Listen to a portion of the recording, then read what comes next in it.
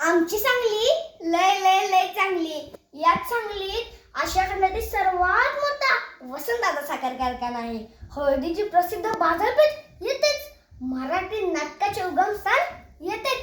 हिंद केसरी पैलवान मारुती माने या जिल्ह्यातील.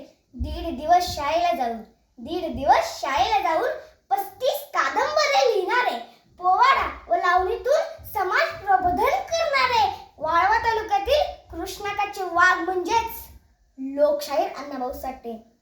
नमस्कार बालमित्रांनो, मी समेद रमेश पाटील, सद्गुरू गाडगे महाविद्यालय इयत्ता 5वीतील विद्यार्थी आपल्यासमोर विषय म्हणतोय लोकशाहीर अण्णाभाऊ साठे. आपल्यापासून फक्त 49 मिनिटाच्या अंतरावर असणारे गाव म्हणजेच वाटेगाव. याच गावात लोकशाहीर अण्णाभाऊ साठे यांचा जन्म झाला. त्यांचे पूर्ण नाव तुकाराम भाऊराव साठे असे होते. त्यांच्या आईचे नाव वालुबाई होते. ते लेखक व साहित्यिक होते. त्यांनी संयुक्त महाराष्ट्र चळवळ सुरू केली.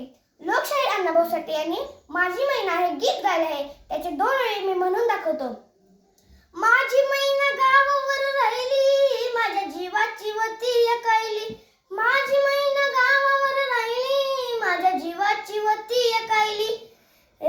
तू बांधा रंग गव्हाळ्या कोर चंद्राची, उदात गुणाची मोठ्या मानाची, सीता ती माझी रामाची.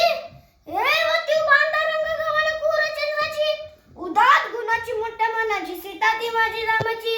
हसून बोलायची, मंद चालायची, सुगंध कीर्तकी, सतेज कांती घडी उपडली सोन्याची, 99 तिची काडी दवण्याची, मैना रत्नाची खान, मैना रत्नाची खान, माझा जीव की प्राण नसे सुखाला मान.